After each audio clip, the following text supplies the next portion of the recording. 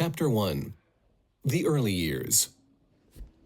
My name is Mohandas Kuramchand Gandhi. I was born in 1869 in a small town called Porbandar on the northwest coast of India. I come from a very cultured Hindu family. There were many books in our house, mostly about the Hindu religion. When I was small, my family moved to Rajkot. I was the youngest in the family, so I was very spoiled, especially by my nanny, Ramba. She took care of me most of the time, and I learned a lot from her. I loved my father, but sometimes I was afraid of him. He was a very good man and expected everybody else to be good like him. Most of all, I loved my mother. She was a very religious woman. She never ate a meal without praying, and she went to temple every day. She also refused to eat for long periods of time. Every year she fasted through the 4-month rainy season. One year she decided to fast every second day for the whole year. "I won't eat anything until the sun appears," she announced. My sister and brothers and I waited impatiently for the sun to appear. Suddenly, it showed through the clouds and we ran into the house to tell her. "Mother, you can eat now. The sun is out," we shouted.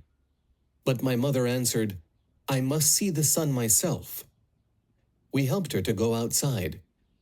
She was very weak because she ate so little and she moved slowly. So by the time she came outside, the sun was hidden again. "That's not important," she said. "God doesn't think I should eat today."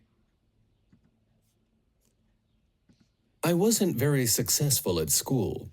I found it very hard to learn the multiplication tables. I was also very shy and had no friends. My books and my lessons were my only companions.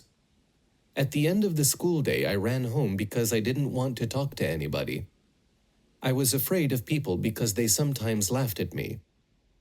When I became older, I began to make some friends and play in the streets and by the sea. We played tennis and a British game called cricket, and also a local game called gilli danda. In this game, we hit a piece of wood with a long stick. I was much happier then. But my friends were a bad influence on me, and I began to do many bad things. For example, I started to smoke, and I often stole money from my family to pay for the cigarettes. When I was 13, according to Hindu custom, my parents married me to Kasturbar, the daughter of a Porbandar businessman. She was also 13 and very pretty. It was very strange to be married at such an early age, and I was very confused. In the first years of our marriage, we acted like married children. I was jealous when somebody talked to Kasturbar, or Ba, as I called her.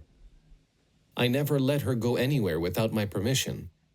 So when my 13-year-old wife wanted to go out, she asked me, her 13-year-old husband. I often said no so I could keep her for myself. I wasn't very nice, but Ba didn't always listen to me, and we fought a lot. We sometimes didn't speak for days. My family helped us through this difficult time. In India, according to tradition, the whole family lives together. Everybody, parents, children, and the sons' wives and children. There were sometimes more than 30 people in the house, so we didn't really have to take care of ourselves. In those days, I was young and immature. I was even afraid of thieves and snakes. I never went out at night, and I couldn't sleep without a light in the room. I must admit, Ba was more mature than I was.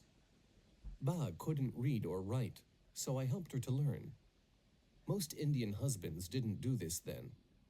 After I got married, I studied better than before. I even won some prizes, but that was only because the other students weren't very good. I didn't enjoy sports, and in the higher grades, gymnastics and cricket were obligatory. I didn't want to take part in these because I thought physical exercise shouldn't be part of school life.